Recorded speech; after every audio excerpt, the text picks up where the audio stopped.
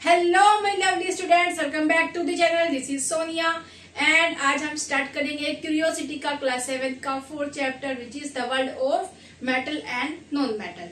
तो भाई मेटल की चीजें क्या होती है हमारे सराउंडिंग्स। तो जैसे कि मान लो कि गेट होते हैं, ठीक है, दरवाजे, वो भी आयरन के होते हैं, मेटल होता है आयरन। मेटल की अगर हम बात करें तो क्या क्या होता है भाई, गेट होते हैं, गेट में जो नेट लगा हुआ होता है वो होता है, नेट लगा हुआ होता है ना। एंड जो ग्रिल होती है, ग्रिल हो सकती है, चेयर हो सकती है भाई, चेयर का हैंडल हो सकता है, ठीक है। एंड जो डोर्स में लगे होते हैं, जो डोर्स में हैंडल वगैरह लगे होते हैं वो हो सकते हैं। एंड जो ये लगा हुआ है इसके चारों तरफ प्रोटेक्शन के लिए, ताकि ये टूट के खराब ना हो बोर्ड। तो ये क्या है, इसके जो चारों तरफ लगा हुआ है ये स्टील की एक लगाई हुई है इसके अंदर, ठीक है। तो ये भी हमें यहाँ पे प्रोटेक्ट कर रही है। तो ये भी क्या है, ये भी मेटल है। जैसे कि कैमरा रखा हुआ है इसके स्टैंड के ऊपर, तो ये भी क्या है, मेटल है। फैन हो गया, वो भी मेटल का होता है, ठीक है। तो बहुत सारी चीजें हमारे चारों तरफ किसकी बनी हुई है भाई, मेटल की बनी हुई है। और जो चीजें मेटल की नहीं बनी हुई होती है उनको क्या कहते हैं, उनको नॉन मेटल कहते हैं। अब मेटल और non metal, metal and non metal भाई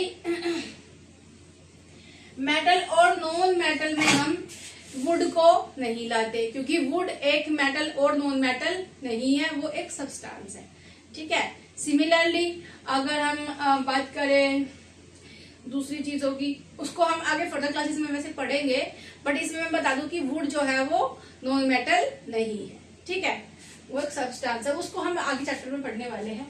अभी के लिए समझो कि जो मेटल होता है वो क्या होता है, जो स्ट्रॉन्ग हो, जैसे ब्रिज हो गई। अब जो गोल्ड स्मिथ होते, जो ये आयरन स्मिथ होते हैं, जिनको ब्लैक स्मिथ भी कहते हैं हम, ब्लैक स्मिथ का क्या होते हैं भाई, ब्लैक स्मिथ होते हैं लोहार। क्या होते हैं, लोहार होते हैं ब्लैक स्मिथ। तो वो बेसिकली क्या करते हैं कि वो लोहा लेते हैं, लोहे को गर्म करते हैं, बिल्कुल लाल कर देते हैं उसको, रेड हॉट, ठीक है। एंड उसके बाद क्या करते हैं, उसको ऐसे ऐसे किसी बड़े से लोहे के ऊपर रख के उसको और हैमर से मारते हैं, हथौड़े से उसको मारते हैं। तो जो मोटी सी जो छड़ होती है वो भी क्या हो जाती है, पतली शीट में कन्वर्ट हो जाती है, ठीक है। तो क्यों हो जाती है, क्योंकि वही जो मेटल होते हैं उनको हम थिन शीट में भी कन्वर्ट कर सकते हैं। जैसे सपोज कि हमने ये इस तरह से रोड ले ली एक, एंड इसको पूरा हमने गर्म कर दिया। उसके बाद में जब हम एक बड़ा सा पत्थर, बड़ा सा लोहा लेंगे एंड उसके ऊपर इस रोड को रखेंगे, एंड उसके बाद इसको किससे मारेंगे, उसके बाद इसको इस तरह से हैमर से मारेंगे, तो ये क्या हो जाएगा, ये एक थिन शीट में कन्वर्ट हो जाएगा। इसको इतना मारेंगे, इतना मारेंगे, इतना मारेंगे कि ये बिल्कुल चपटा हो जाएगा। और उसी चपटी चीज से हम बहुत सारी चीजें बनाते हैं। इस चपटी शीट से हम बहुत सारी चीजें बनाते हैं, ठीक है। जैसे फैन की जो फैन होता है, फैन की जो पंखुड़ी होती है, ठीक है। सो जैसे ये फैन हो गया, तो ये क्या होती है इसकी भाई, इस तरह से इसमें पंखुड़ी होती है।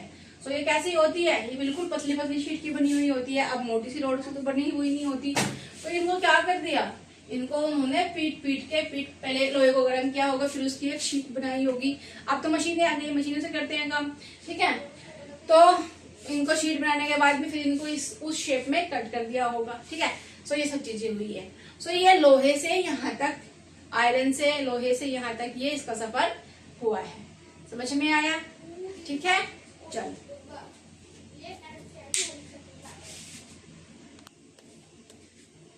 सो भाई आपकी एनसीईआरटी में इस तरह से दी हुई है टेबल, ठीक है। Let's explore activity 1, table number 4.1 दी हुई है। इसमें क्या है, अपीयरेंसेस क्या है, हार्डनेस और effect of hammering on different object on और मटेरियल्स। कि भाई अगर हम इनको, ये कैसे होते हैं, लस्ट्रस होते हैं या फिर नॉन लस्ट्रस। लस्ट्रस का मतलब होता है चमकीले। लस्ट्रस का मतलब क्या होता है,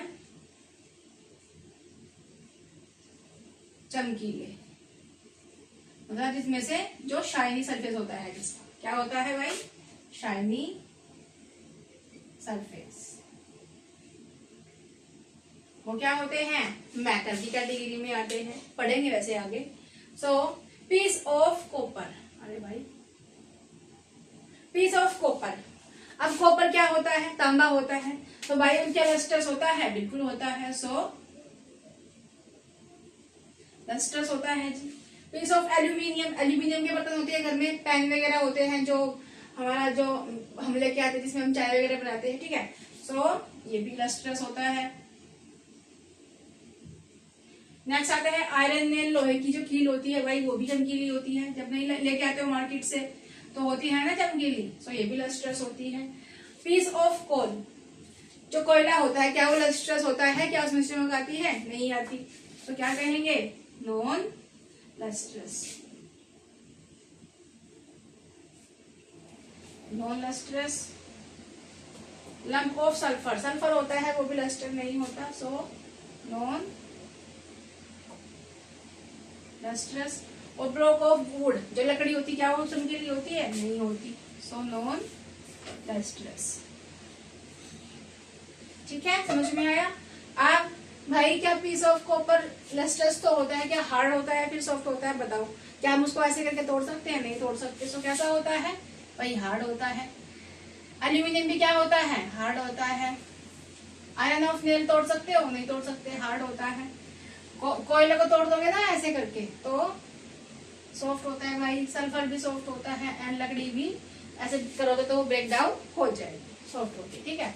नेक्स्ट आते हैं इफेक्ट ऑन हैमरिंग, क्या फ्लैट हो जाएगा? कौन कौन सब्सटेंस है जो फ्लैट हो जाएगा उसके ऊपर जब हम गर्म करके उसको हैमर से मारेंगे? कौन कौन थिन शीट में कन्वर्ट हो जाएगा, मतलब शीट में कौन कौन कन्वर्ट हो सकता है? तो भाई कॉपर हो जाएगा जी, हो जाएगा, यस। ओके, एल्यूमिनियम हो जाएगा, बिल्कुल हो जाएगा जी, यस। आयरन नेल हो जाएगा, जब गर्म करेंगे उसको, हैमरिंग करेंगे, हैमर मारेंगे, उस पर हथौड़ा मारेंगे तो हो जाएगा ना, फैल जाएगी ना वो, तो भाई फैल जाएगी। अब अगर हम मारे कोल को हथौड़ा गर्म या ठंडे पे, तो क्या करें? क्या वो फैलेगा? नहीं फैलेगा, टूट जाएगा, ठीक है। सिमिलरली सल्फर के साथ में होगा, टूट जाएगा, एंड लकड़ी भी क्या होगी भाई? टूट जाएगी। So this is complete our table number 4.1, ठीक है, समझ में आया? जो चीजें, अब देखो क्या समझ में आया कि जो जो मेटल की चीजें हैं वो लस्ट्रस है, हार्ड है, और उनको हम थिन शीट में कन्वर्ट कर सकते हैं। एंड जो जो चीजें नॉन मेटल है वो लस्ट्रस नहीं होती, वो चमकीली नहीं होती, एंड उनको हम थिन शीट में कन्वर्ट नहीं कर सकते, और वो हार्ड भी नहीं होती है। सो क्या समझ में आया कि भाई मेटल जो होते हैं लस्टर होते हैं, हार्ड होते हैं, और उनको हम फ्लैट कर सकते, मतलब उनको शीट में कन्वर्ट कर सकते हैं। ओके, समझ में आया?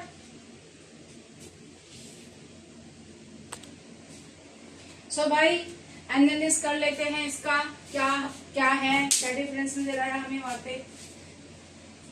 So object made from copper, जो जो ऑब्जेक्ट कॉपर से बने हुए हैं, एल्यूमिनियम से बने होते हैं, एंड आयरन से बने होते हैं, वो कैसे होते हैं? शाइनी होते हैं, ठीक है। Shiny in appearance and are hard, shiny होते हैं और हार्ड होते हैं, ठीक है।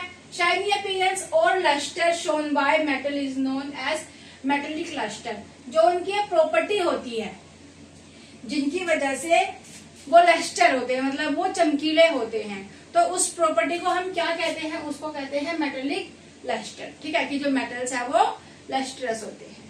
Okay, materials like copper, aluminium and iron are known as metals, इसीलिए इनको हम क्या कहते हैं? इसीलिए इनको मेटल कहते हैं। क्यों कहते हैं भाई? क्योंकि एक तो ये हार्ड होते हैं, दूसरे ये लस्टर होते हैं। ओके, चलो, these become flat when beaten because metal are malleable. और भाई जब हम इनको पीटते हैं, मेटल्स को जब हम पीटते हैं तो क्या हो जाता है? मेटल्स आर मेलिएबल, मतलब वो पतली पतली शीट्स में कन्वर्ट हो जाते हैं। जब हम उनको बहुत पीटेंगे तो पतले पतले बन जाते हैं ना। अब देखो 1 ग्राम, ये जो मेरे ये है ना, ये दोनों, ये 3 पॉइंट कुछ समथिंग ग्राम के हैं, ठीक है। सो 1 ग्राम ऑफ गोल्ड, जो गोल्ड होता है 1 ग्राम, सो उससे हम इतनी लंबी एक वायर बना सकते हैं किलोमीटर में, ठीक है।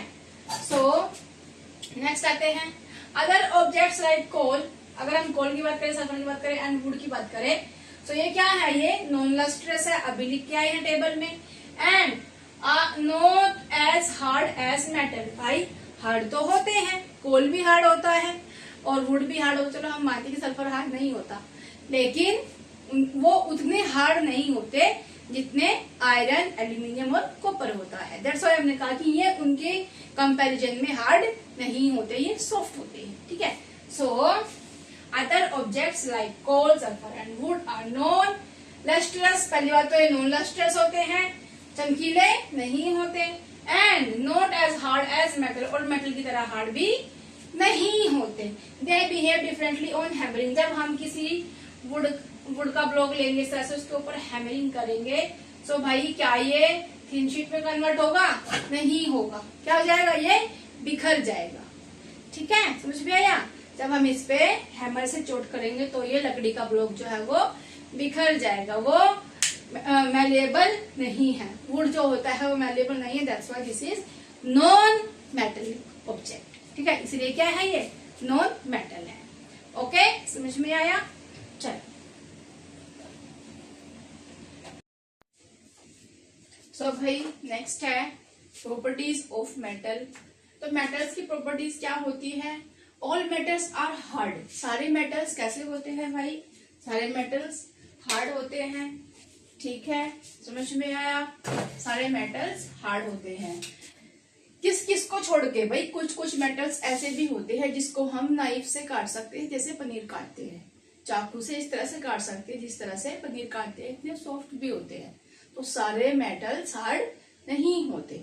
आ जाए आपके क्वेश्चन में जैसे सपोज एमसीक्यू आ जाए कि भाई कौन सा इसमें मटेरियल जो होता है वो हार्ड होता है, तो अगर वहां पे आ जाए पोटेशियम, अगर वहां पे आ जाए सोडियम, तो भाई सोडियम और पोटेशियम ऐसे होते हैं मेटल्स कि बहुत सॉफ्ट होते हैं, उनको हम नाइफ से काट सकते हैं। ठीक है, ये इनको छोड़ के, सोडियम और पोटेशियम को छोड़ के, ठीक है, एक दो और है उनको छोड़ के, बाकी सारे कैसे होते हैं? मेटल्स हार्ड होते हैं। ठीक है, एंड अगर आ जाए आपका ट्रू फॉल्स में कि बताओ ट्रू और फॉल्स,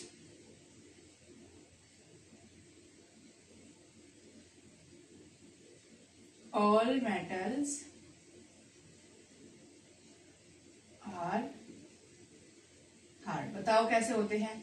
भाई तुम कहोगे मेटल्स तो मैंने बताया था हार्ड होते हैं, लेकिन भाई सारे नहीं होते ना हार्ड, सारे नहीं होते ना, दैट्स व्हाई ये क्या हो जाएगा? फॉल्स। क्यों हो जाएगा फॉल्स? क्योंकि सोडियम और पोटेशियम ऐसे हैं जो बहुत सॉफ्ट होते हैं। ठीक है, चलो नेक्स्ट आते हैं, इसलिए पढ़ लेते हैं इसको। Sodium and potassium these are so soft that they can be cut through knife, जिसको हम नाइफ से भी काट सकते हैं। नेक्स्ट आ जाओ, are all metals solid at room temperature. क्या जितने भी मेटल्स होते हैं सारे के सारे सॉलिड फॉर्म में होते हैं? मेटल्स सॉलिड फॉर्म में होते हैं? नहीं। एक जो हमारा मरकरी होता है, जो मरकरी होता है, मरकरी को बोलते हैं हम पारा। ठीक है, क्या बोलते हैं मरकरी को? पारा। तो मरकरी जो होता है थर्मामीटर में मिलता है, जो डॉक्टर के पास होते हैं। ठीक है, so mercury which is liquid at room temperature. Room temperature पे मर्क्यूरी जो होता है वो किस फॉर्म में होता है? लिक्विड में। ठीक है, सो सारे के सारे जितने भी मेटल होते हैं वो सारे सॉलिड नहीं होते रूम टेम्परेचर पे। तो अगर क्वेश्चन आ जाए कि all metals are solid at room temperature,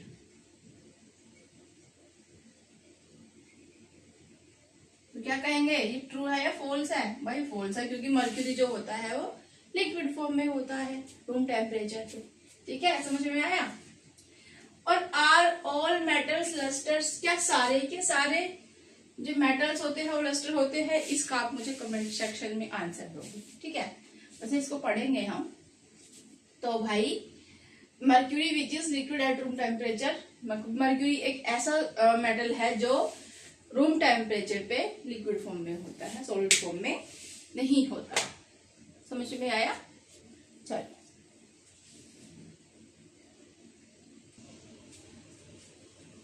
सो भाई नेक्स्ट आते हैं, which metal can be hammered into sheet. कौन कौन से ऐसे मेटल होते हैं जिनको हम हैमरिंग करके शीट में कन्वर्ट कर सकते हैं? ठीक है, so all hard and solid metals, जितने भी हार्ड और सॉलिड, देखो मैंने क्या बताया था कि सोडियम और पोटेशियम क्या है, सॉफ्ट है, तो उनको तो हम नहीं कर सकते थिन शीट पे कन्वर्ट।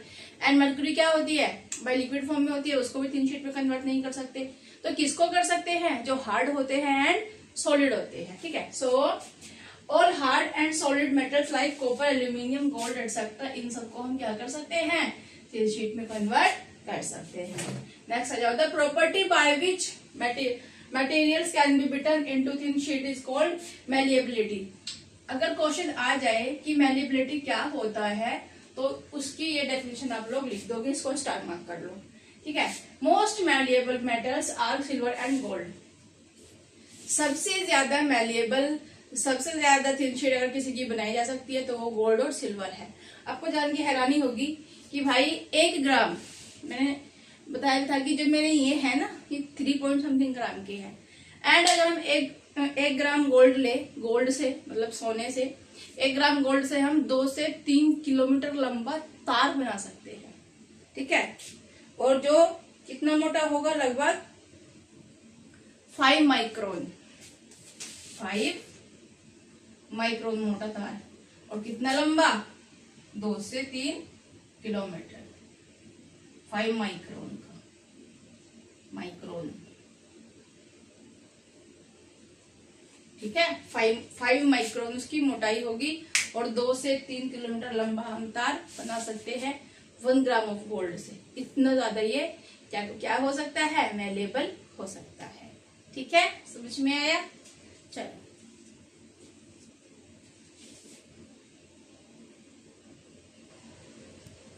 एंड भाई जो नॉन मेटल्स होते हैं, non metals like coal, sulphur etcetera, ये क्या होते हैं, ये नॉन मैलेबल होते हैं, उनको हम मार पीट के चपटा नहीं कर सकते।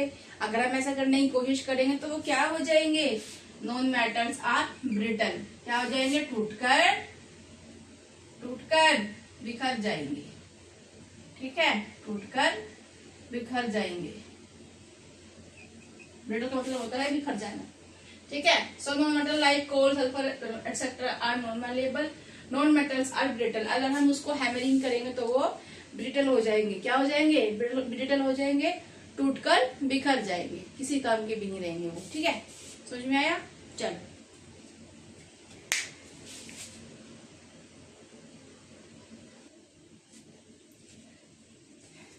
सो भाई नेक्स्ट है metals drone into wires.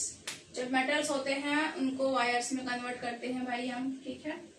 So the property of metals materials by which they can B drone into wires is called ductility. तो डक्टिलिटी क्या होता है, जब हम देखो मैलिएबिलिटी, जब उसको हम गर्म करके हैमरिंग कर रहे हैं और उसको थिन शीट में कन्वर्ट कर रहे हैं,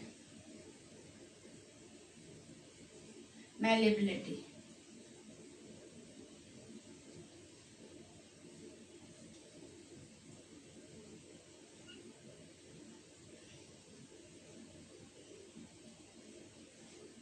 ठीक है, मैलिएबिलिटी जब हम उसको थिन शीट में कन्वर्ट कर रहे हैं। लेकिन डक्टिलिटी की अगर हम बात करें कि जब किसी रोड को,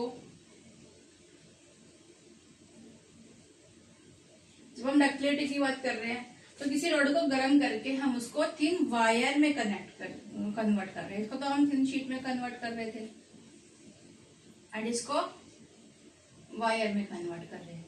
सो जब थिन शीट में कन्वर्ट करते हैं तो वो मैलिएबिलिटी होती है, जब वायर में कन्वर्ट करते हैं तो उसको डक्टिलिटी कहते हैं, ठीक है।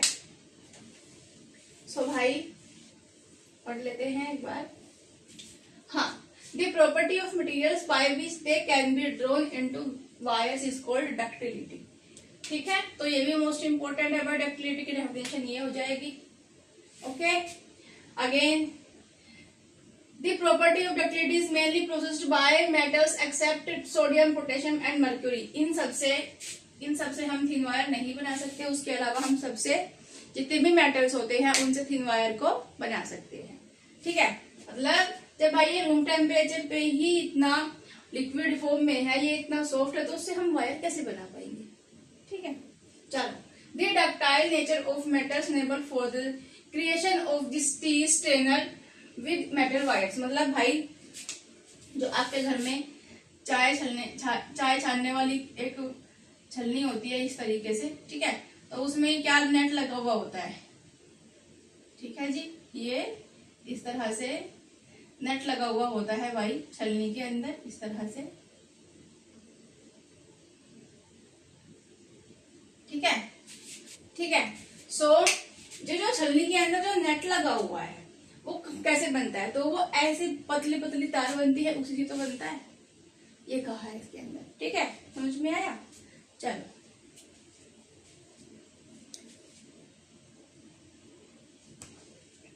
सो भाई नेक्स्ट आते हैं। नेक्स्ट प्रॉपर्टी होती है इसकी सोनोरिटी। सोनोरिटी क्या होती है?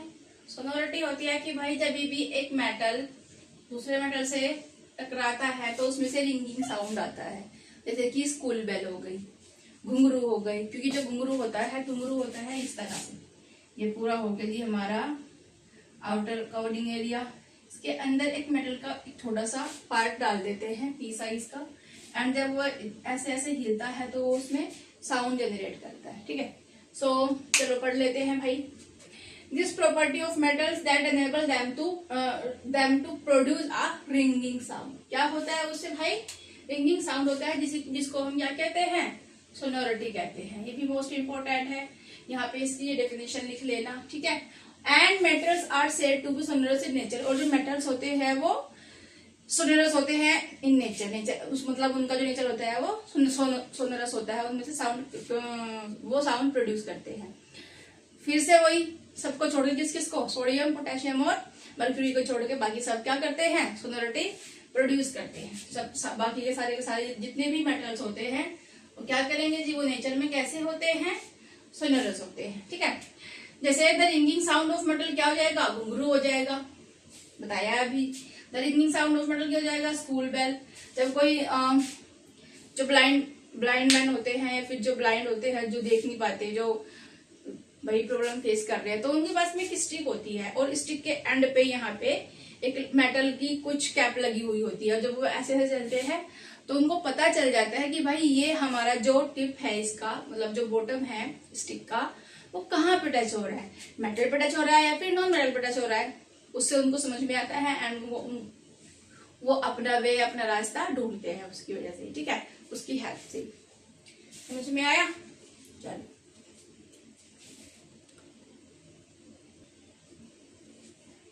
सो भाई नेक्स्ट है हमारा कंडक्शन ऑफ हीट। हीट कैसे कंडक्ट होती है।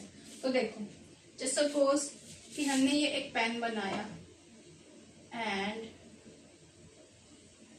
इसको रख दिया हमने ऐसे फ्लेम के ऊपर, ठीक है भाई। चलो हमने एक बॉल पेन बनाया इस तरह से,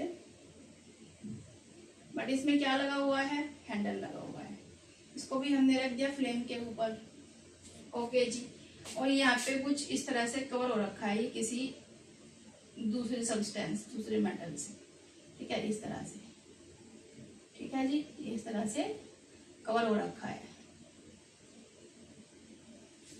एक और ले लिया, जैसे सपोज इस तरह से ले लिया एक और, इसको भी फ्रेम के ऊपर रख दिया एंड उसमें भी लगा हुआ है इस तरह से कुछ, या फिर इस तरह से लगा हुआ है सिंगल, एंड उसमें भी इस तरह से ये मतलब कवर हो रखा हुआ है इस तरह से, ठीक है, हैंडल की साइड से थोड़ा सा कवर हो रखा है।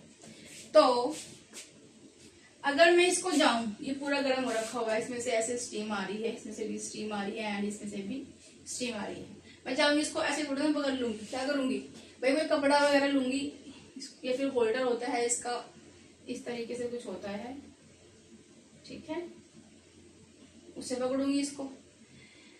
लेकिन इसको मैं डायरेक्ट ऐसे पकड़ूंगी, यहाँ से उतार लूंगी, चाहे जितने भी मर्जी गर्म है, इसको भी वैसे ही। तो ऐसा क्यों हो रहा है यहाँ? क्योंकि भाई ये पूरा का पूरा गर्म हो चुका है। पूरा किसका है? ये मेटल का बना हुआ है।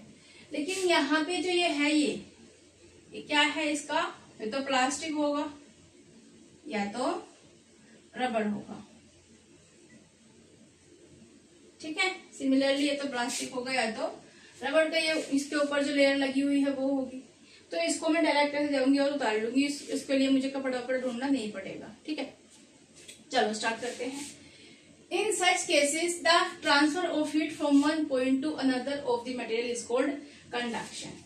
ये तो हो गई जी इसकी डेफिनेशन। इसको देख लेना कि भाई जब मटेरियल में यहाँ से मैंने गर्म किया, यहाँ से थोड़ी ना गर्म किया था, लेकिन यहाँ से भी गर्म हो रखा है, तो क्या हुआ, मेटल में हीट कंडक्ट हो रही है, यहाँ से वहां जा रही है, वहां से वहां जा रही है, जिससे कि ये पूरा पैन गर्म हो चुका है अच्छे से। ठीक है।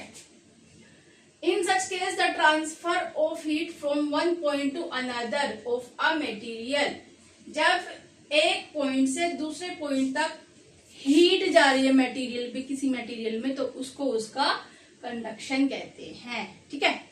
चलो, materials that transfer heat are called conductors. तो जो मटेरियल्स यहाँ से वहां तक हीट लेके जा रहे हैं उसको कंडक्टर कहते हैं। इसकी भी देख लेना हमारी डेफिनेशन। ये क्वेश्चंस आते हैं ये 1 नंबर पे। ठीक है। All the metals are good conductors of heat, और सारे ही मेटल्स हीट के गुड कंडक्टर होते हैं, मतलब वो हीट को ट्रांसफर करते हैं यहाँ से एक पॉइंट से दूसरे पॉइंट तक।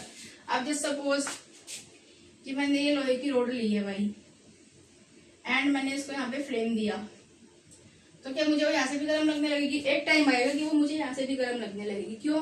क्योंकि ये अच्छी सोर्स है हीट कंडक्ट, ये अच्छा कंडक्टर है हीट का। सो यहाँ से गर्म हो रहा है, गर्म हो रहा है, हो रहा है, हो रहा है, और ये यहाँ तक गर्म हो जाएगा। अगर मैं लूं वुड का ब्लॉक, अगर ये तो मेरी आयरन की रोड, अगर मैं लूं वुड को, तो क्या होगा, यहाँ से हमने उसको जला दिया है, जल भी गई, तो जलते जलते वो यहाँ तक आ जाएगी, लेकिन उसकी हीट हमें, लकड़ी में हमने पकड़ रखा है लकड़ी को हाथ से, लेकिन हमारे हाथ में उसकी हीट नहीं जाएगी। मतलब क्या हुआ कि जो वुड है वो पुअर कंडक्टर है हीट का। ठीक है। एंड जो आयरन है वो गुड कंडक्टर है हीट का। समझ में आया? सो भाई, all the metals are good conductor of heat. Heat के सारे ही मेटल्स अच्छे होते हैं कंडक्टर। कंडक्टर मतलब उसको यहाँ से वहां तक हीट करने में हेल्प करते हैं। ठीक है। All the non metals are poor conductors of heat. अब ये क्या था? ये था नॉन मेटल, दैट्स व्हाई क्या कर लिया हमने, इसको आराम से पकड़ लिया, हीट कंडक्शन इसने नहीं करी। ओके, समझ में आया? अब भाई एक चीज है कि मेटल और नॉन मेटल को हम कैसे डिफाइन करते हैं। तो भाई मैं आपको ये चीज दिखा रही हूँ, देख लो इसको। इस तरह से हमारे पास होती है,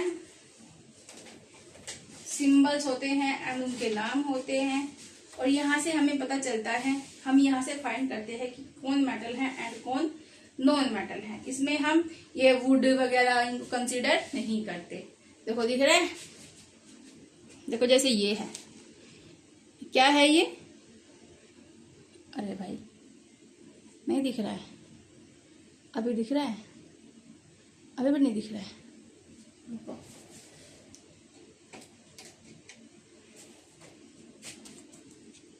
अभी दिख रहा है? तो ये होता है एक, नहीं दिख रहा,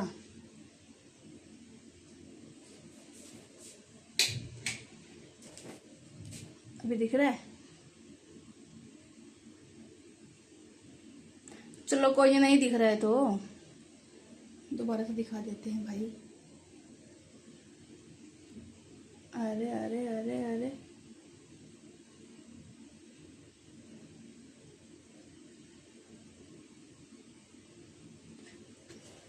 दिखना नहीं चाह रहा है क्या?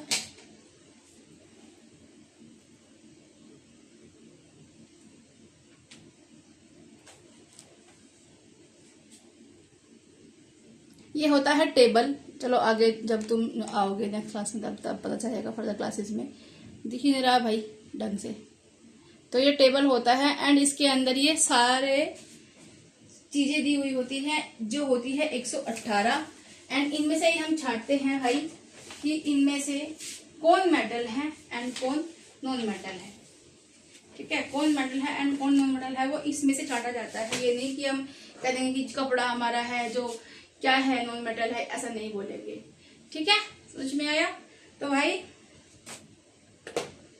हाँ हाँ हाँ ठीक है। तो हम ये नहीं कहेंगे कि भाई कपड़ा है ये लकड़ी का वुड है, वो वुड का ब्लॉक है, तो ये भी क्या है, मेटल और नॉन मेटल में कंसिडर नहीं करते। इनको ही करते हैं जो मैंने आपको दिखाया है अभी इस चार्ट में। ठीक है, टेबल में जो, अरे कोई नहीं, आगे क्लासेस में पढ़ लोगे इनको तो कोई बात नहीं है। सो भाई नाउ कंडक्शन ऑफ इलेक्ट्रिसिटी, ठीक है, कंडक्शन ऑफ इलेक्ट्रिसिटी, ये हमने लास्ट चैप्टर में भी किया था, कर लेते हैं इसको। देखो, you may collect a few object such as a piece of aluminium, aluminium ले लिया जी, एल्यूमिनियम फॉइल, ठीक है, an iron and a lamp of sulphur, sulphur ले लिया थोड़ा सा piece size, a copper wire, a piece of coal, a piece of dry wood, a stone, an eraser made of rubber and a piece of nylon rope। तो हमें ये सब चीजें लेनी है एंड उसके बाद मैं ला के दिखाती हूँ आपको।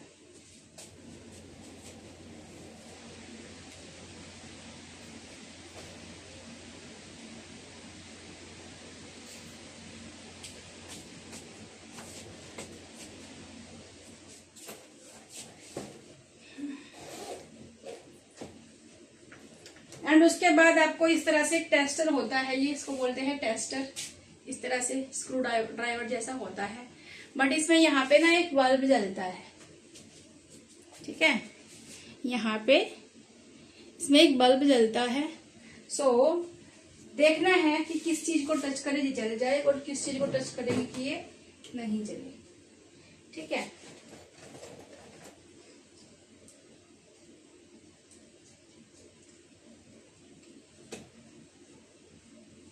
So भाई predict which of these could make the bulb glow of the tester glow of the tester and which could not, कि कौन से मेटल को हम टच करें कि हमारा जो टेस्टर है वो ग्लो करे, एंड कौन सा मेटल, कौन सी चीज ऐसी है इसके अंदर कि जिसको टच करेंगे और मेटल का जो हमारा टेस्टर है, ये जो हमारा टेस्टर है बेसिकली ये ग्लो नहीं करेगा, इसका बल्ब ग्लो नहीं करेगा। सो आपको ये घर में कर लेना है, इसमें कोई करंट लगने की तो कोई डर है नहीं, ठीक है।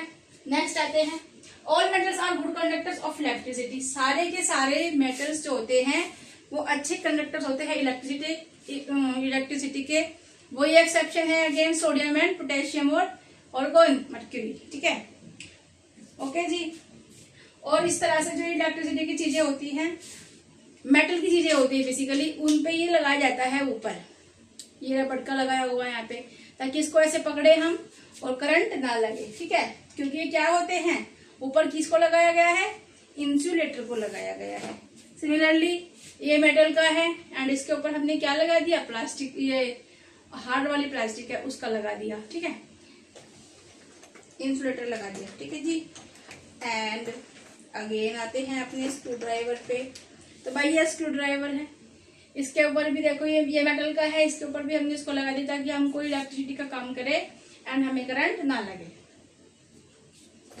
चलो, all metals are good conductors of electricity, समझ में आ गया। एंड जो नॉन मेटल्स होते हैं वो इलेक्ट्रिसिटी गुड कंडक्टर नहीं होते, पुअर कंडक्टर्स होते हैं।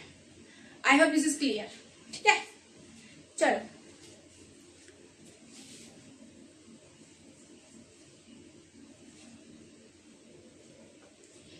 सो भाई नेक्स्ट आते हैं, आर पुअर कंडक्टर्स यूजफुल, क्या पुअर कंडक्टर्स यूजफुल होते हैं। मैंने अभी बताया कि जो मेटल की चीजें होती है जिनको हम एज इलेक्ट्रिक शॉप वगैरह पे यूज करते हैं, तो उसके ऊपर क्या लगा है, रबड़ का एक ऊपर की कवरिंग कर रखी हुई, जैसे वायर होती है, वायर अंदर से ऐसे होती है और बाहर से उसको ऐसे लाल पीली हरी नीली उसको कवर करके रखते हैं प्लास्टिक से, ठीक है। So poor conductors are equally important as good conductors, last chapter में भी करके आए हैं इसको। तो भाई पुअर कंडक्टर्स भी उतने ही इंपॉर्टेंट है जितने गुड कंडक्टर्स, क्योंकि good conductors are required to flow the electricity. Good conductors जो होते हैं वो क्या करते हैं, इलेक्ट्रिसिटी को क्या करेंगे भाई, यहाँ से वहां भेजेंगे, मतलब उनके गुड कंडक्टर्स होते हैं, ठीक है, फ्लो करते हैं, जो इलेक्ट्रिसिटी होती है इलेक्ट्रॉन्स उसके अंदर से फ्लो कर पाते हैं।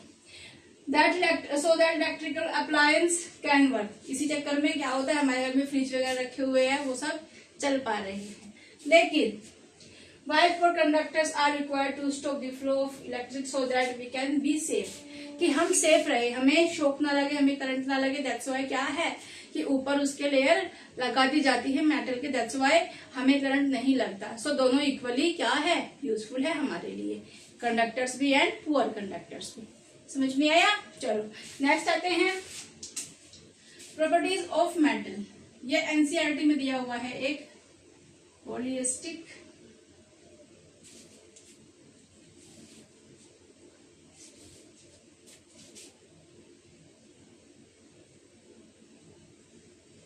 लेंस में क्या दिया है भाई, होलिस्टिक लेंस में ये टी है, ठीक है। क्या दिया है कि हड़प्पा क्लास से पढ़ के आए कि जो हड़प्पा सिविलाइजेशन था, हड़प्पा सभ्यता थी हमारी, हड़प्पा सभ्यता,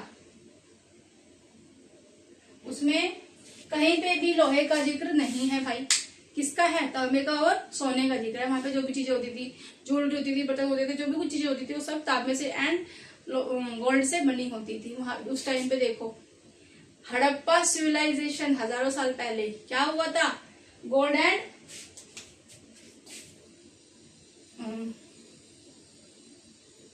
एंड तांबा, कॉपर एंड क्या था, कॉपर एंड गोल्ड था, ठीक है उस टाइम पे। एंड उसी से हम क्या बनाते थे, वो लोग क्या बनाते थे भाई, बर्तन उसी से बनाते थे, ज्वेलरी वगैरह उसी से बनाते थे, जो भी कुछ चीजों की रिक्वायरमेंट रहती थी वो लोग उसी से बनाते थे।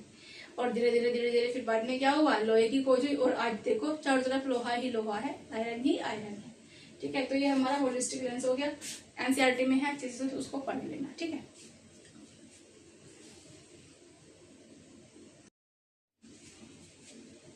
सो भाई नेक्स्ट आते हैं, क्या करेंगे यहाँ पे, एक्टिविटी करने वाले हैं हम। So effect of air and water on iron, कि आयरन पे एयर और वाटर का क्या इफेक्ट पड़ता है। तो इसके लिए क्या करना पड़ेगा, take a few shining iron nails, हमें लोहे की कुछ कील लेनी है। Take 3 clean dry glass bottles और test tubes with tight fitting caps और स्टॉपर्स, हमें टाइट फिटिंग वाले जार लेने हैं जिसके ऊपर हम ढक्कन लगा सके, और कांच के जार होने चाहिए, लोहे स्टील के नहीं होने चाहिए, ठीक है। लेवल देम ABC, जैसे कि हमने 3 जार लिए, A, B एंड C, ठीक है। इनको इस तरह से लेवलिंग कर देनी है। So take 3 iron nails and tie each iron nails with the thread, हमें 3 आयरन नेल लेनी है इस तरह से भाई, एंड इनको क्या करना है, धागे से बांध देना है ऊपर से। सो क्या करना है, अब बोतल A में क्या करना है, place 1 iron nail and some silica gel in the glass बोतल, इस वाली बोतल में हमें ये जो बंधी हुई नेल है इसको डाल देना है, एंड इसमें सिलिका जेल डालना है। Silica gel, some silica gel in the glass बोतल A and tight in the cap और स्टॉपर, और फिर उसको अच्छे से टाइट करके उस पे हमें कैप लगा लेनी है। Silica gel break the air dry, silica gel basically क्या करता है कि मॉइस्चर जो होता है, जो हवा में नमी होती है उसको एब्जॉर्व करता है, ठीक है। मतलब वहां पे मॉइस्चर नहीं होता, वहां पे जो वाटर ड्रॉपलेट्स है वो हवा में होती है ना, इसका कंसेप्ट हम आगे पढ़ेंगे। वैसे मैं बता देती हूँ, देखो जैसे कि हम फ्रिज में से पानी निकालते हैं, तो जब जैसे कि मैंने ये वाली बोतल निकाली हुई है फ्रिज से, ठीक है। सो इसके बाहर देखो ये पानी पानी पानी रखा हुआ है ये इधर, तो ये कहाँ से आया, मैंने तो बंद कर रखा हुआ है बोतल का ढक्कन, इसी के बहाने पानी पी लेती हूँ भाई।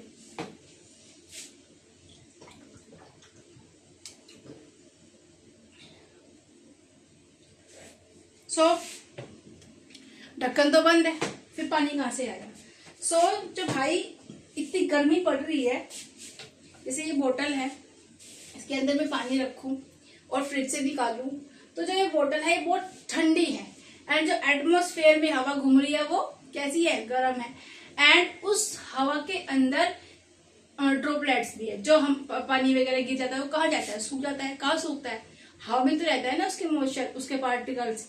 तो जो ठंडा ठंडा पानी हम फ्रिज से निकाल के आए तो उसका टेम्परेचर तो बहुत कम है, तो जैसे ही हवा इसके कांटेक्ट में आएगी तो वो अपने आप को हवा से, भाप से जेल उस लिक्विड में कन्वर्ट कर लेगी, ठीक है। सो इसीलिए जो बोतल होती है जो फ्रिज से निकाल के आते हैं उसके ऊपर छोटे छोटे वाटर के ड्रॉपलेट्स आ जाते हैं। ठीक है, सिमिलरली भाई एयर में वाटर ड्रॉपलेट्स होते हैं तो उसको क्या करती है, सोख लेता है कौन, सिलिका जेल।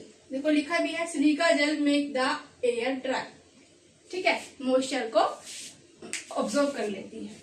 चलो नेक्स्ट बॉटल है बॉटल बी।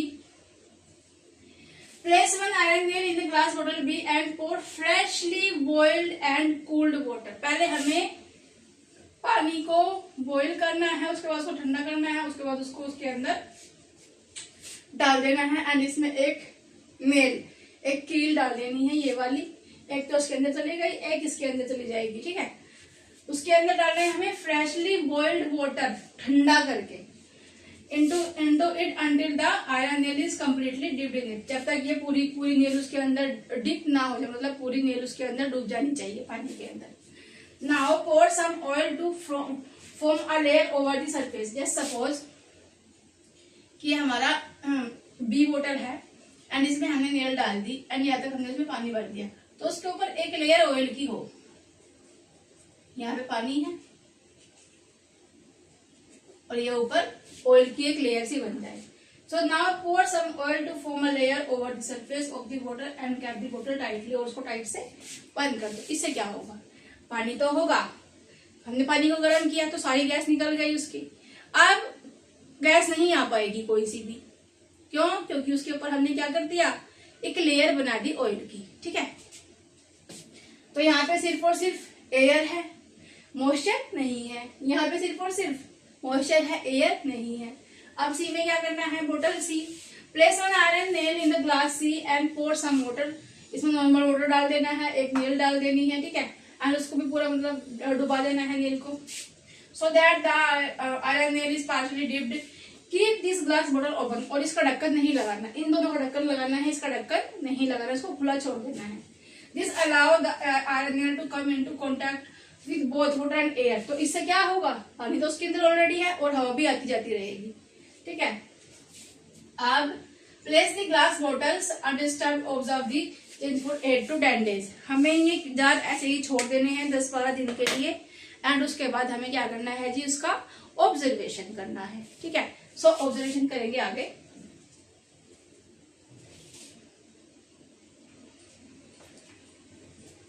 सो भाई ये हमारा बोतल ए है, बोतल बी है एंड बोतल सी है। इसको ऑब्जर्व करेंगे तो क्या करेंगे, इसमें भाई एयर थी, हाँ जी। क्या इसमें वाटर था, नहीं जी, वाटर नहीं था। नेक्स्ट आ जाओ जी, क्या इसके अंदर एयर थी, नहीं जी। क्या इसमें वाटर था, हाँ जी था। भाई बॉयल करके वाटर डाला था तो हमने इसकी एयर निकाल दी थी, फिर एयर आ नहीं सकती क्योंकि ऊपर क्या है, ऑयल की लेयर जमी हुई है। अब इसमें देख लो, क्या इसमें एयर थी, हाँ जी बिल्कुल। और वाटर था, हाँ जी वाटर भी था। तो क्या इसमें कोई चेंज आया, नो चेंज। जब आप निकालोगे 10-12 दिन के बाद तो ये नेल आपको वैसे चमचमाती हुई ही निकलेगी। ठीक है, इसमें कोई चेंज आया, नो चेंज। तो ये वाली नेल भी आपको क्या दिखेगी, चमचमाती हुई ही निकलेगी। लेकिन अगर हम इसकी बात करें तो इसमें क्या हो जाएगा, चेंज आया। और क्या चेंज आया, तो भाई इसमें रस्ट लग गया। क्या हो गया जी, रस्टिंग हो गई, फॉर्मेशन ऑफ रस्ट। ठीक है, तो क्या होगा इसमें, फॉर्मेशन ऑफ रस्ट। रस्ट क्या होता है, रस्ट को बोलते हैं भाई जंग। लोहे की चीजों में जंग लग जाता है। ठीक है, उसी को क्या कहते हैं, उसी को रस्ट कहते हैं। समझ में आया, तो आपको ये एक्टिविटी करनी है घर पे। ठीक है, ठीक है, हाँ कंक्लूजन करेंगे अभी, तुम तो टेंशन लेते हो, करते हैं।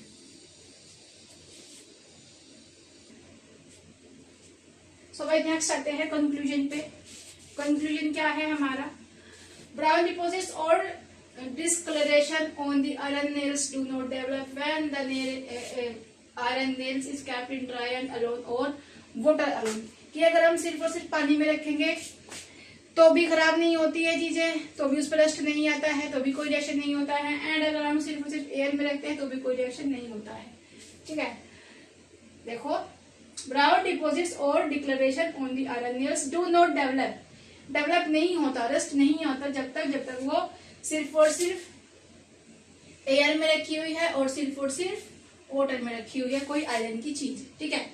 Most air presence of both water and air, जब वाटर और एयर दोनों चीजें होती है तो essential for the development of brown deposit on object made of iron. जब किसी लोहे की चीज पे दोनों चीजें पड़ती है, आयरन के ऊपर कोई चीज आयरन से बनी हुई कोई भी चीज है एंड उसके ऊपर पानी का भी इफेक्ट पड़ रहा है एंड एयर के कांटेक्ट में भी है वो, तो वहां पे रस्टिंग हो जाती है। तो उसको क्या बोलते हैं, उसको हम बोलते हैं ब्राउन डिपॉजिट। क्या होता है ये, रस्ट। रस्ट मतलब क्या, रस्ट मतलब जंग होता है। ठीक है। This brown deposit is called rust. क्या बोलते हैं, रस्ट बोलते हैं उसको।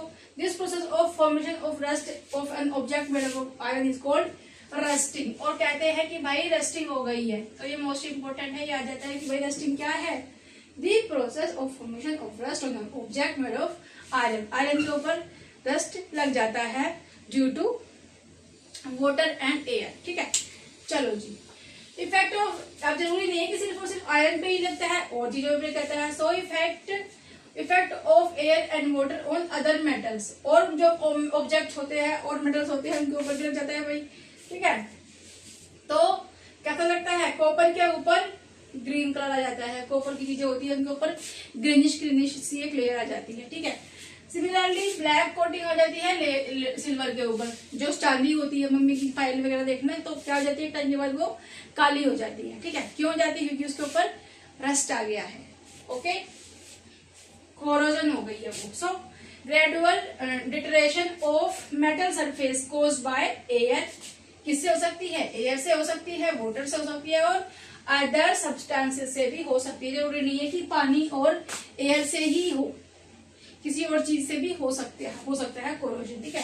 तो उसको क्या बोलते हैं, उसको बोलते हैं कोरोजन। कोरोजन क्या है, एक तरह से किसी चीज को जब खराब होने लगती है, वो कोई मेटल की चीज के ऊपर कोई दूसरी लेयर जम जाती है तो उसको कोरोजन कहते हैं। ठीक है।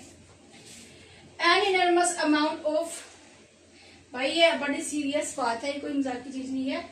An enormous amount of money is spent every year to replace and repair the damaged iron structure due to rusting। भाई बड़े बड़े ब्रिजेस होते हैं, रस्टिंग की वजह से खराब हो जाते हैं, उनमें लगाने में, उनको दोबारा से बनाने में या फिर उनको रिपेयर करने में बहुत पैसा खर्च होता है। तो क्या किया जाए, गैल्वेनाइजेशन किया जाए, जिंक की एक कोटिंग की जाए उनके ऊपर। ठीक है। उनको आगे पढ़ेंगे कि कैसे हम उसको प्रोटेक्ट करते हैं। ठीक है, समझ में आया। चलो, हाँ भाई, कोरोजन क्या होता है, भाई कोरोजन वही तो होता है, देखो रस्टिंग होता है जब लोहे के ऊपर लगता है। ठीक है। एंड कोरोजन होता है कि जब किसी भी मेटल के ऊपर कोई भी दूसरी लेयर आ जाती है, उसको हम कोरोजन कहते हैं। देखो, gradual deterioration of metal surface caused by air, water और अदर सब्सटेंस, चाहे वो एयर से हो, चाहे वो वाटर से हो, चाहे वो अदर किसी सब्सटेंस से हो, जब कोई चीज के ऊपर, किसी मेटल के ऊपर कोई दूसरी लेयर आ जाती है उसको हम कोरोजन कहते हैं, कोरोजन। ठीक है। हाँ, अब समझ रहे हैं। चलो, किसी मेटल के ऊपर, लोहे के ऊपर तो रस्टिंग होता है। अच्छा, सो भाई नेक्स्ट है हमारा प्रिवेंशन मेजर्स। सो ये क्या है, प्रिवेंशन, कि हम किसी चीज को प्रिवेंट कैसे करते हैं। जैसे हमने क्या किया था कि जो हमारा जार ए था उसके अंदर हमने उसको प्रिवेंट किया था, जो नेल थी उसको प्रिवेंट किया था किससे, मॉइस्चर से। ठीक है। बी वाला जो हमारा जार था उसमें हमने नेल को प्रिवेंट किया था किससे भाई, एयर से।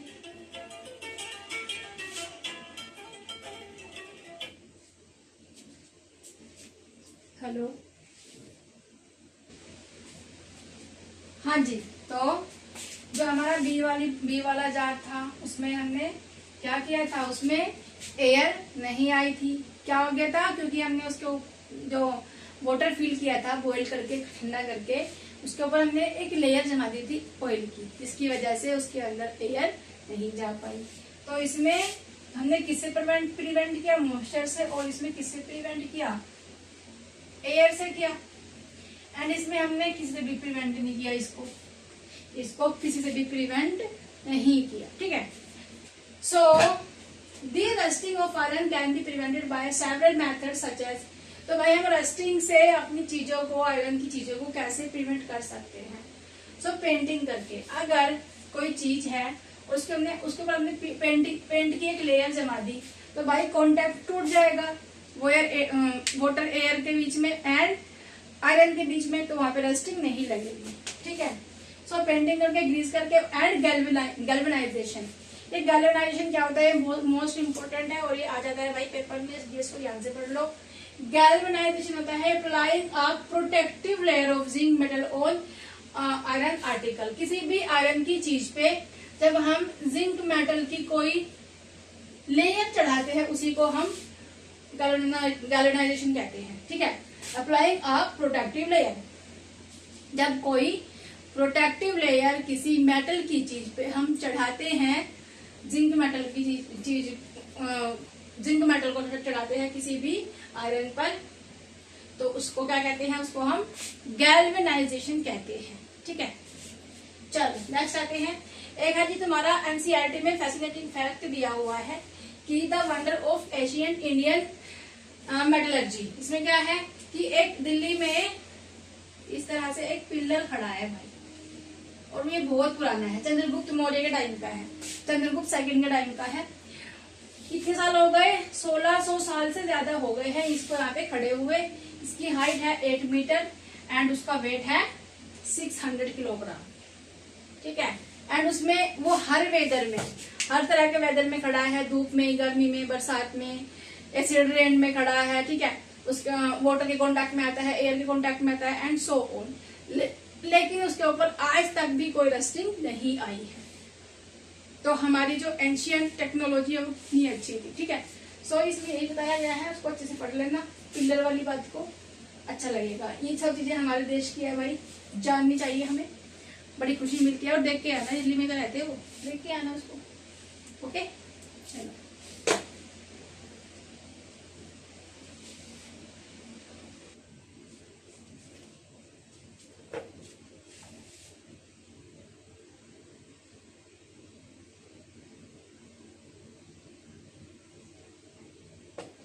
सो भाई नेक्स्ट आते हैं effect of air and water on other metals. अगर हम बात करें मैग्नीशियम की, ठीक है, सो एक्टिविटी कर लेंगे। Take a magnesium ribbon about 3 से 4 centimetre long, clean it by rubbing with a piece of sand paper. जब ये मैग्नीशियम होता है, मैग्नीशियम इतना रिएक्टिव होता है कि इसके ऊपर एक लेयर जम जाती है, उसी को हटाने के लिए, जैसे रस्टिंग हो गई थी अभी लोहे में, ठीक है, तो उसको हटाने के लिए जो मैग्नीशियम के ऊपर एक लेयर जमी है, जैसे कि ये मैग्नीशियम का रिबन है, इसके ऊपर एक लेयर जम जाती है, इसको हटाने के लिए हमें इसको सैंड पेपर से रब करना पड़ता है, जिससे वो लेयर उतर जाए एंड इसको हम अच्छे से जला पाए। ठीक है, clean it by rubbing with a piece of sand paper, hold it with a pair of tong से इसको पकड़ना है, नहीं तो हाथ जल जाएगा। Ignite the colour and using a split lamp और अ कैंडल। अगर ये हमारा क्या है, अगर ये जो हमारा दिख रहा है तुम्हें, ये मैग्नीशियम रिबन है, ठीक है, अगर ये मैग्नीशियम रिबन है तो क्या करेंगे, यहाँ पे कैंडल रखेंगे एंड उसके फ्लेम में उसको इस तरह से लगा के हटा देंगे। ठीक है, सो भाई इसको बाई करने के लिए ग्लासेस पहनने चाहिए जो ब्लैक वाले होते हैं, तो उससे क्या होगा कि इसकी जो रोशनी होती है, जब ये जलता है तो ये बहुत वाइट डेज़लिंग फ्लेम देता है, बहुत ब्राइट इसकी रोशनी होती है, उससे हमारी आंखें कुछ देर के लिए क्या हो जाएगी भाई, थोड़ी सी ऐसे लगेगा जैसे कि क्या हो गया, हम अंधे से हो गए। ठीक है, सो बाय ये क्वेश्चन आ जाता है भाई पेपर में, most important question of this chapter. ठीक है, why we should not directly to flame of burning magnesium ribbon, क्यों नहीं देखते हम उसको directly? It produces a very bright intense white light that can cause temporary loss of sight, जिससे हमें दिखना बंद हो सकता है कुछ टाइम के लिए। दैट्स व्हाई हम उसमें क्या करते हैं भाई, ब्लैक कलर के गॉगल्स बनते हैं, फिर कोई और जो प्रिवेंशन कर, हम अपनी आईज को प्रिवेंट करते हैं उस लाइट से, अदरवाइज हम अंधे हो सकते हैं। ठीक है, हाँ तो मत करना। ठीक है, तो it produce a very bright intense white light that can cause temporary loss of site, मतलब हमें वो अंधा कर सकती है, लाइट इतनी तेज होती है। ठीक है, समझ में आया? तो ये एक्टिविटी स्कूल में कर लेना, हाँ स्कूल में कर लेना।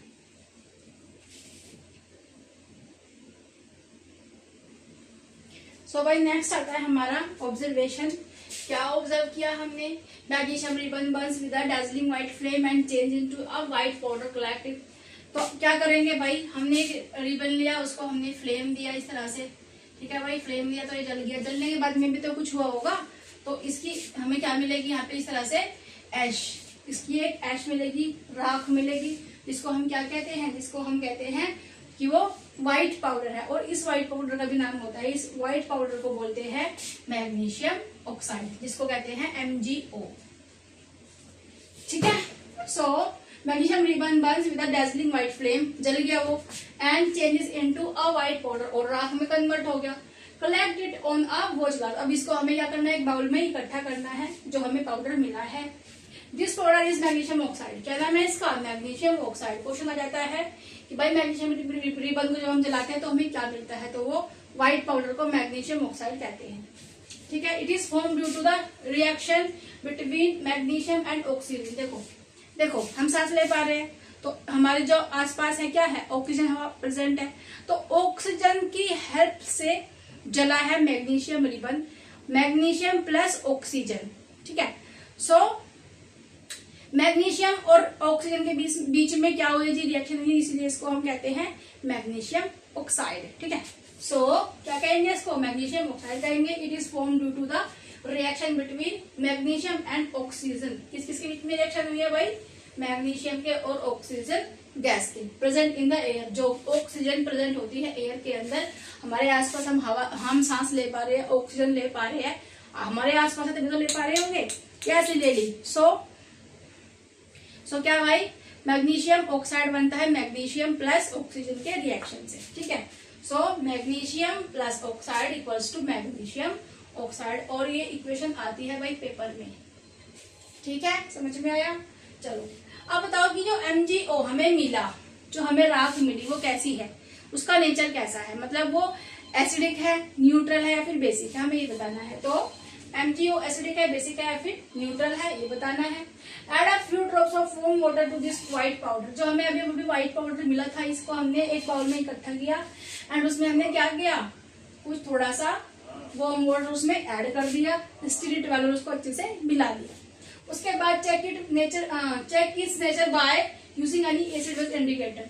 भाई लास्ट चैप्टर में हम acid base indicator first second chapter में पढ़ के आए हैं, तो उसमें क्या था कि भाई लिटमस पेपर थे, एंड क्या बोलते हैं हमारा हल्दी, जिसको हम टर्मरिक कहते हैं, वो थी, मतलब बहुत सारे वहां पे एसिड बेस इंडिकेटर्स थे। सो यहाँ पे हमें क्या करना है, कोई भी एक एसिड बेस इंडिकेटर ले लेना है, एंड उसको अच्छे से इसमें डिप करना है, जो हमने मिलाया है अभी, जो हमने स्ट्रीट वाल, जो हमने घोल बनाया है MgO का एंड वाटर का। So it changes the colour of red litmus paper, क्या करेगा, ये रेड लिटमस पेपर को ब्लू लिटमस पेपर में कन्वर्ट कर देगा। रेड मतलब हॉट, गुस्से वाला, ब्लू मतलब शांत। तो भाई जब गुस्से को शांति में बदला जाता है तो वो कहते हैं कि भाई वो बेसिक हो गया नेचर में, ठीक है। सो जो बेस होते हैं वो रेड लिटमस को ब्लू में कन्वर्ट करते हैं, hence it is basic in nature. तो दैट्स वाई ये जो हमें मिला MgO और उसमें हमने वार्म वाटर मिलाया, तो ये क्या है नेचर में, बेसिक है।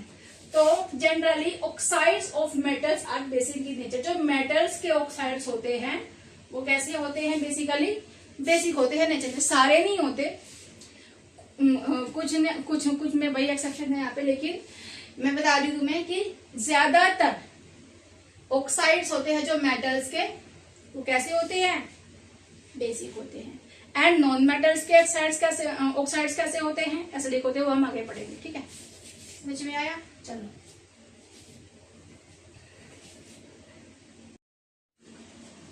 सो भाई नेक्स्ट आते हैं अपना पॉइंट्स टू रिमेम्बर।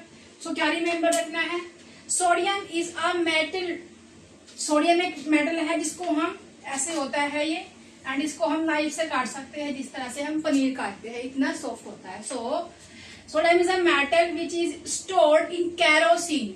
कैरोसिन मतलब मिट्टी के ऑयल में, मतलब मिट्टी के तेल में इस तरह से बॉक्स होता है, एंड उसके अंदर इसको बंद करके एंड उसके अंदर डुबो के रखा जाता है, किसको भाई, सोडियम को उसके अंदर बंद करके रखा जाता है, ठीक है, ताकि उसपे वाटर वेपर्स या फिर एयर ना आए, क्योंकि अगर इसमें से हम सोडियम निकालेंगे और जो वाटर वेपर है ना हमारे अराउंड, उससे भी इसमें रिएक्शन हो जाएगा और पटाखा पट पट पट पट करेगा ये। और अगर हम इसको वाटर में डाल देंगे तो बहुत जोर से धमाका होगा, ठीक है। So sodium is a metal which is stored in kerosene because it reacts vigorously with oxygen and water. Oxygen और वाटर के साथ में ये बहुत खतरनाक तरीके से रिएक्शन करता है, इसलिए इसको किस में डुबो के रखा जाता है भाई, केरोसिन में। मोस्ट इंपोर्टेंट है कि भाई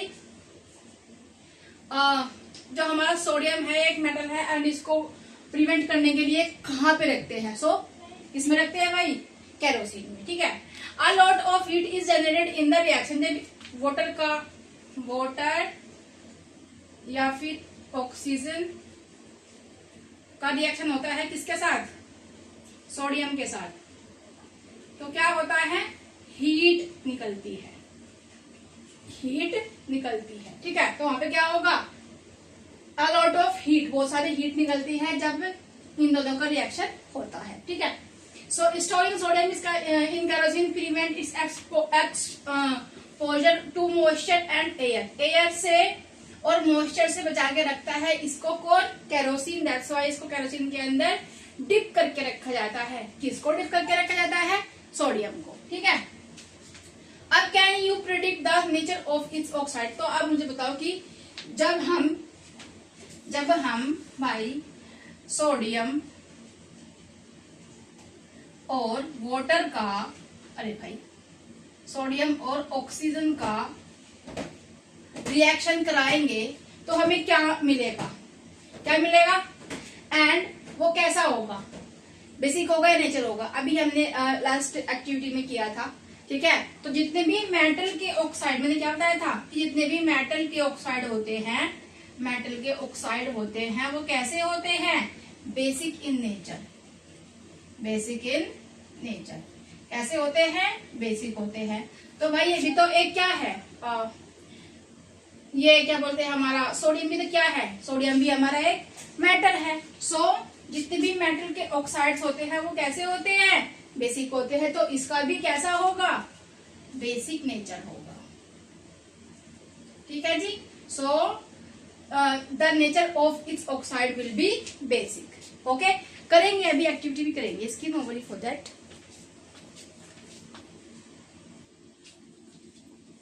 सो भाई देखो, substances that behave differently in air and water, अलग अलग सब्सटेंस अलग अलग तरह से बिहेव करते हैं एयर के एंड वाटर के साथ में।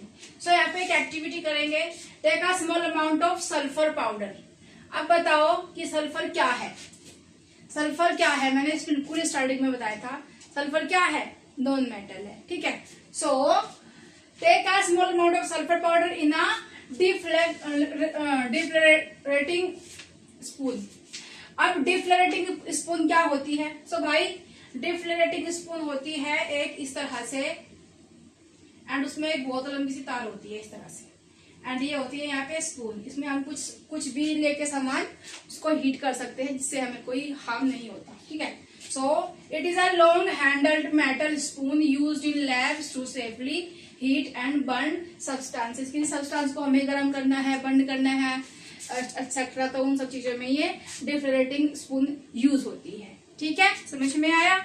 सो स्पून ले लेनी है, heat it on a flame, और उसको एक फ्लेम पे हीट करना है। मतलब इसमें हमने क्या ले लिया, सल्फर पाउडर ले लिया, एंड इसको क्या कर रहे हैं, इसको हम कैंडल पे कर रहे हैं, ठीक है। सो इसको हम कैंडल पे हीट कर रहे हैं। हीट करने के बाद जब ये बर्न होना स्टार्ट हो जाएगी, मतलब ये गैस देना स्टार्ट कर देगी, सो क्या करेंगे, एक टम्बलर लेंगे इस तरह से, एंड इसको इसके अंदर डाल देंगे, ठीक है भाई, एंड ये गैस निकलेगी इसमें से, इसको अच्छे से बंद कर देंगे। सो सारी गैस इसमें इकट्ठा हो जाएगी इस तरह से, है ना, गैस इकट्ठा हो जाएगी जार के अंदर। अब इस जार में थोड़ा सा पानी मिलाएंगे और उसको अच्छे से शेक करेंगे। उसके बाद देखेंगे कि जो ये बना है नॉन मेटल का ऑक्साइड, देखो हमने क्या किया, इसको बर्न किया तो क्या हुआ, sulphur plus oxygen, sulphur dioxide, ठीक है, सल्फर डाई ऑक्साइड। सो जो नॉन मेटल के ऑक्साइड्स होते हैं वो बेसिकली एसिडिक इन नेचर होते हैं, मतलब उनका नेचर एसिडिक होता है। वो हम करेंगे अभी देखना, ठीक है। सो ये करना है, सल्फर का पाउडर ले लेना है हमें यहाँ पे 1 स्पून के अंदर, उसको बर्न कर लेना है। उसके बाद में जब उसमें से गैस निकलना स्टार्ट हो जाएगी, इसको एक बीकर के अंदर डाल के एंड उसका ढक्कन को अच्छे से लगा लेना है। सारी गैसेस में इकट्ठा हो जाएगी, फिर उसमें पानी मिला देना है and this is our sulphur dioxide. चलो, so take a small amount of sulphur powder, इसमें लेना है स्पून के अंदर, हीटेड ऑन अ फ्लेम के ऊपर इसको हीट करना है। As soon as the sulphur start burning, जैसे ही ये स्टार्ट कर देता बर्न करना, introduce the spoon into a gas jar और ग्लास टम्बलर। ये तो गैस जार में है तो ग्लास टम्बलर में इसको हमें डाल देना है। बेसिकली ये लैब में मिलते हैं सामान, ठीक है। कवर दी गैस जार और glass tumbler with a lid, अगर ग्लास टम्बलर लेना है तो उसको भी, अगर गैस जार ले रखा है तो उसको भी क्या करना है, अच्छे से ढक्कन से बंद कर देना है जिससे कि गैस बाहर ना निकले। With lid to ensure that the gas produce does not escape, ताकि गैस बाहर ना निकले, इसके लिए हमें ढक्कन को अच्छे से लगा देना है, ठीक है। नेक्स्ट आओ, after 3-4 minutes add a small quantity of water, क्या करना है, कुछ टाइम के बाद में उसमें वाटर को ऐड कर देना है into the gas jar. Quickly place the lid back, फटाफट से इसको लिड को फटाफट से उसको, जैसे ही हम उसके अंदर पानी डालेंगे एकदम से फिर दोबारा से उसमें हम ढक्कन को लगा देंगे and shake it so that the gas dissolve. फिर उसको हम शेक करेंगे तो जो गैस थी वो पानी में डिसोल्व हो गई है। Using litmus paper check whether the solution obtained is the acidic और बेसिक और न्यूट्रल, कि भाई जो हमें मिला है सॉल्यूशन किसका, सल्फर का और ऑक्साइड का, सॉरी सल्फर और ऑक्सीजन का, सल्फर डाइऑक्साइड बन जाएगा ये, एंड इसको हमने पानी में मिला दिया। तो अब हमें जो ये मिला है ये है कैसा नेचर में, एसिडिक है, बेसिक है या फिर न्यूट्रल है, इसको हम अभी बताएंगे कि भाई क्या है। मैंने बता दिया मेटल्स हमेशा बहुत सारे मेटल्स जो होते हैं बेसिकली ज्यादातर जो होते हैं, तो मेटल्स के जो ऑक्साइड होते हैं वो बेसिक इन नेचर होते हैं एंड जो नॉन मेटल होते हैं उनके ऑक्साइड बेसिकली एसिडिक होते हैं, ठीक है। समझ में आया? चलो,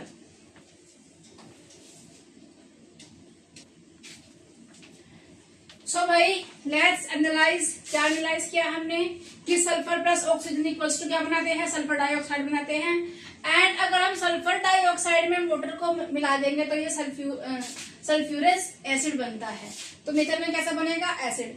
जितने भी नॉन मेटल्स होते हैं वो नेचर में कैसे होते हैं, एसिडिक होते हैं। जितने भी मतलब नहीं, बेसिकली सारे नहीं होते, ठीक है। सो thus the solution obtained after adding water to the gas is acidic in nature। तो क्या पता चला हमें कि जब हमने सल्फर को लिया और उसमें हमने ऑक्सीजन के साथ में रिएक्शन कराया तो हमें एक गैस मिली जिसका नाम था सल्फर डाइऑक्साइड। और जब हमने सल्फर डाइऑक्साइड में पानी को मिलाया तो हमें मिला सल्फ्यूरस एसिड। तो भाई जो ये नॉन मेटल होते हैं बेसिकली क्या होता है, generally non metals are acidic in nature. कैसे होते हैं, नेचर में एसिडिक होते हैं। ये बिल्कुल क्वेश्चन एकदम आगे भी फर्दर जब आप अगली क्लासेस में आएंगे 8, 9, 10, 11, 12 में आएंगे तभी भी ये काम आएगा। तो अभी से इसको अगर याद रखोगे तो आगे बहुत आपको हेल्प मिलेगी इससे, ठीक है। सो मेटल्स क्या होते हैं, हार्ड होते हैं, सोनरस होते हैं, उनको क्या बोलते हैं, लस्ट्रस होते हैं। हार्ड होते हैं, सोनरस मतलब वो साउंड देते हैं, लस्टर मतलब वो चमकदार होते हैं, डक्टाइल मतलब उनसे हम वायर बना सकते हैं, एंड मेलेबल होते हैं कि उनसे हम थिन शीट बना सकते हैं, ठीक है। समझ में आया? सो मेटल्स होते हैं वो, और नॉन मेटल्स होते हैं जिनका उसके अपोजिट, जिनके साथ में हम जो लस्टर्स नहीं होते हैं, जो हार्ड नहीं होते हैं, एटसेट्रा एटसेट्रा।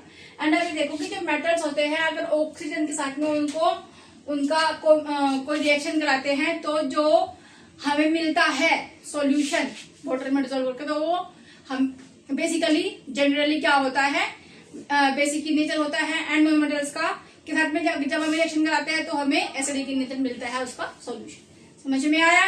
ठीक है, चलो।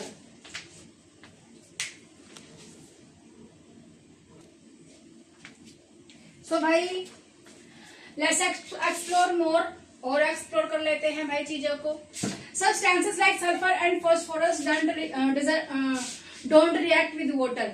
जो सल्फर होते हैं, फॉस्फोरस होते हैं, ये क्या है? नॉन मेटल है एंड ये वाटर के साथ में रिएक्ट नहीं करते। लेकिन जिस तरह से हम सोडियम को रखते हैं केरोसिन में डुबा के, वैसे ही फॉस्फोरस को पानी में डुबा के रखा जाता है, क्योंकि अगर उसको वो एटमॉस्फेरिक, देखो पानी क्या होता है बेसिकली, क्या होता है? H2O, मतलब उसमें ऑक्सीजन प्रेजेंट होती है, ऑक्सीजन प्रेजेंट होती है वाटर के अंदर। तो भाई इसको फॉस्फोरस को ऑक्सीजन से कोई दिक्कत नहीं है। लेकिन जो और गैसेज है एटमॉस्फेयर में, जो और गैसेज है उनसे उसको दिक्कत है, इसलिए उसको पानी में डुबा के रखते हैं। So phosphorus is stored in water because it catches fire when exposed to atmospheric air। अगर वो एटमॉस्फेरिक एयर के कांटेक्ट में आता है तो क्या कर लेगा? फायर को कैच कर लेगा और आग लगा देगा। देखो कितने अजीब अजीब सब्सटेंसेस, अभी तो आपको और देखने को मिलेंगे नेक्स्ट क्लासेस में, ठीक है। नॉन मेटल्स क्या होते हैं? डल होते हैं, सॉफ्ट होते हैं। They are neither malleable, malleable नहीं होते, उनकी थिन शीट नहीं बनाई जा सकती, डक्टाइल नहीं होते, उनकी वायर नहीं बनाई जा सकती। दे आर नॉट सोनरस, और उनमें साउंड प्रोड्यूस नहीं होता। साउंड प्रोड्यूस होता है बट वैसा sound produce, ringing sound produce नहीं होता नॉन मेटल में से, जिस तरह से मेटल्स में से होता है, ठीक है। They are also poor conductor of electricity and heat, heat के और इलेक्ट्रिसिटी के क्या होते हैं? पुअर कंडक्टर्स होते हैं। कौन? नॉन मेटल, ठीक है। Their oxides are acidic in nature, और जो नॉन मेटल्स होते हैं उनकी ऑक्साइड्स एसिडिक इन नेचर होती है। मेटल्स की ऑक्साइड कैसी होती है? Basic in nature. भाई ये क्वेश्चन मैंने कई बार करा दिया, और ये क्वेश्चन गलत मत करके आना, क्योंकि ये आता है पेपर में, ठीक है। समझ में आया? चलो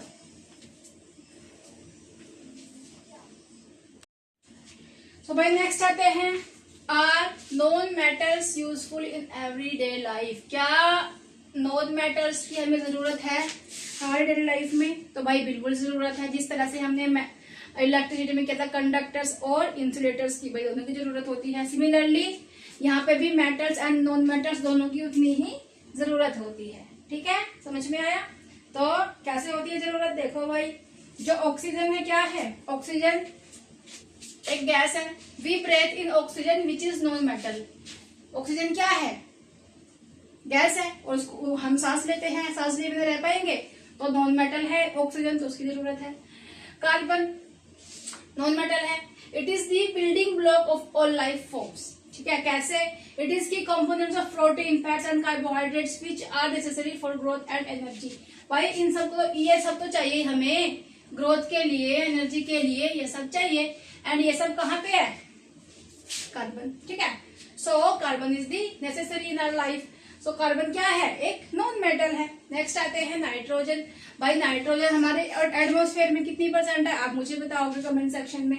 सो nitrogen is used in the manufacturing of fertilisers and other chemicals. Fertilisers किससे बनते हैं? क्या यूज होता है? Nitrogen. It is an essential nutrient for the growth of plants. Plants की जरूरत के लिए क्या जरूरी होता है भाई?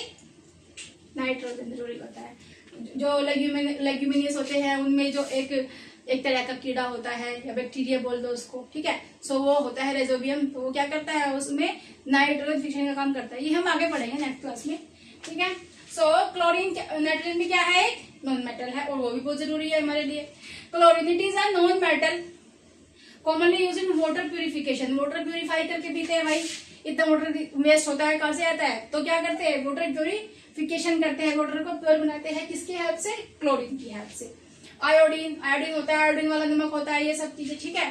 सो a solution of iodine is applied on wounds. जब घाव हो जाते हैं, चोट लग जाती है, वाउंड्स होते हैं घाव, तो क्या एज ए एंटीसेप्टिक काम करता है आयोडीन हमारे घाव के ऊपर, ठीक है। समझ में आया? चलो, हाँ जी, वेरी गुड। अरे तुम तो बहुत होशियार बच्चे हो। सो भाई नेक्स्ट आते हैं कंसेप्ट क्लियरिटी। एक चीज मैं आपको बता रही थी पहले से ही कि भाई मेटल्स क्या होते हैं, नॉन मेटल्स क्या होते हैं, तो समझ में आ गया मेटल्स क्या होते हैं, जिनकी हम जो मेलेबल हो, सोनरस हो एंड जो डक्टाइल हो, उनको हम मेटल कहते हैं। नॉन मेटल क्या होते हैं? Non metal some other non metals जैसे oxygen, hydrogen, nitrogen, carbon, chlorine and और भी बहुत सारे होते हैं, ठीक है। But material such as plastic, glass, wood, rubber, paper, इन सबको हम These materials are not classified or metal as metals और नॉन मेटल्स। हम इन चीजों को क्लासिफाइड नहीं करते हैं कि ये मेटल्स है या फिर नॉन मेटल्स है, क्योंकि ये उस पीरियोडिक टेबल में नहीं आते जो मैंने आपको कल दिखाई थी, जिसमें हम मेटल्स और नॉन मेटल्स में डिफाइन करते हैं चीजों को। ठीक है, so because they are not elements, क्योंकि ये क्या है, ये एलिमेंट्स नहीं है। एलिमेंट्स क्या होता है, कंपाउंड्स क्या होता है, वो हम आगे फर्दर क्लासेस में पढ़ेंगे। अभी के लिए ये समझो कि जो plastic, would, rubber, glass, paper, ये सब चीजें हैं, ये सब ना तो मेटल है और ना ही नॉन मेटल है। ठीक है, समझ में आया? मेटल्स क्या होते हैं वो समझ में आ गया, नॉन मेटल्स क्या होते हैं वो समझ में आ गया। ठीक है, चलो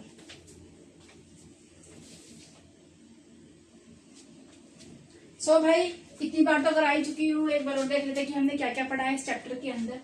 सो difference between metals and non metals. Metals basically क्या होते हैं, all the metals are solid except mercury. Mercury liquid होता है रूम टेम्परेचर में, बाकी सारे सॉलिड फॉर्म में होते हैं। सॉफ्ट होते हैं पोटेशियम और सोडियम, बट सॉलिड फॉर्म में होती है। ठीक है, all the non metals are solid और गैस है, तो गैस होंगे या तो सॉलिड होंगे। नॉन मेटल्स लिक्विड नहीं होते रूम टेम्परेचर पे। ठीक है, all the metals are hard except sodium और पोटेशियम। सोडियम और पोटेशियम को छोड़ के बाकी सारे हार्ड होते हैं। Not as hard as metal. Non metals भी हार्ड होते हैं बट उतने हार्ड नहीं होते जितने मेटल्स होते हैं, एक्सेप्ट डायमंड।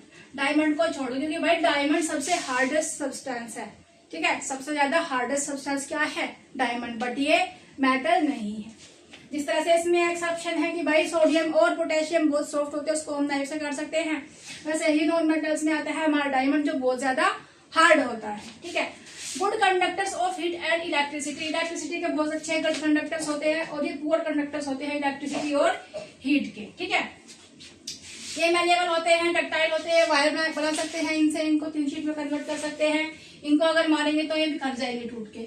ठीक है, नेक्स्ट आते हैं सोनोरस। साउंड प्रोड्यूस करते हैं, रिंगिंग साउंड प्रोड्यूस करते हैं, और ये sound produce, ringing sound produce नहीं करते। कुछ सामान ऊपर से तुम फेंकोगे तो धम से आवाज करेगा। हमारे आसपास ऑक्सीजन नाइट्रोजन, तो क्या वो आवाज कर रही है, नहीं कर रही है। ठीक है, सो लस्ट्रस होते हैं, चमकीले होते हैं, शाइनी अपीयरेंस होता है इनका, लेकिन ये शाइनी डल अपीयरेंस होता है इनका। किनका, नॉन मेटल्स का डल होते हैं नॉन मेटल्स, एंड जो लस्ट्रस होते हैं वो कौन होते हैं, मेटल्स होते हैं। मेटल ऑक्साइड्स आर बेसिक होते हैं, नेचर में बेसिक होते हैं। नॉन मेटल ऑक्साइड्स कैसे होते हैं, नेचर में एसिडिक होते हैं। ठीक है भाई, और क्या करना है,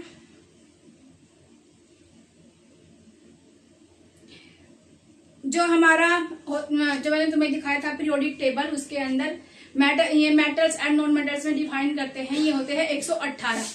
मेटल्स और नॉन मेटल्स कितने होते हैं भाई, मेटल्स और non metals, metals and non metals होते हैं हमारे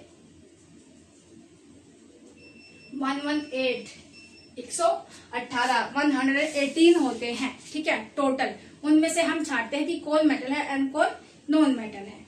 ओके जी, एंड एक मोस्ट इम्पोर्टेंट चीज की भाई, जैसे हमारे पास में होता है स्टील, जिससे हम हमारे बर्तन वगैरह होते हैं, तो कुछ चीजों को एक रेशो में मिला के बनाया जाता है। जैसे कि लोहे को मिलाते हैं एंड दूसरी चीजों को मिलाते हैं, तो उससे क्या बनता है, हमारा स्टील बनता है, जिससे हम बर्तन बनाते हैं। अगर सिर्फ लोहे के बर्तन बनाएंगे तो वो पानी के साथ रिएक्ट करेंगे तो हमारे खाने को खराब कर सकते हैं। लोहे के अगर बर्तन होंगे तो हमारे खाने को खराब कर देंगे, क्योंकि वो उसमें तो भाई मॉइस्चर होता है हमेशा। ठीक है, तो जंग लग जाएगा, जंग थोड़े ना खाएंगे हम लोग। इसलिए उसको अच्छा बनाने के लिए कुछ रेशो में कुछ चीजों को मिलाया जाता है एंड नई चीजों को बनाया जाता है। एक फिक्स रेशो होता है उनको मिलाने का। ठीक है, समझ में आया? तो आज हमने इतना सब कर लिया एंड इसी के साथ में we have completed this chapter, this wonderful chapter we have completed today. So आगे मिलेंगे हम but in the next chapter के साथ में, but in the next video. ठीक है भाई, जो समझ में नहीं आया वो दोबारा से देख लेना, समझ में आ जाएगा। मैंने पूरी कोशिश करी है कि मैं आराम से धीरे धीरे तुम्हें समझाऊं। अगर समझ में फिर भी नहीं आया तो दोबारा से देख लेना। अगर फिर भी समझ में नहीं आया तो भाई कमेंट सेक्शन में कमेंट कर दो, तो मैं आपको बता दूंगी कि भाई कहाँ पे तुम्हें क्या दिक्कत आ रही है, एंड उसका आंसर मैं खुद से मैं देखती हूँ आप लोगों को कि भाई तुम शेयर वगैरह भी कर दो किसी को वीडियो वगैरह। ठीक है, अच्छे लगे तो भाई सब्सक्राइब भी कर दो। ओके, एंड विदा लेते हैं इस चैप्टर के साथ में। ठीक है। तो सो थैंक यू बच्चा लोग, ये तो लिख तो लिया होगा, चलो जी। सो भाई थैंक यू सो मच।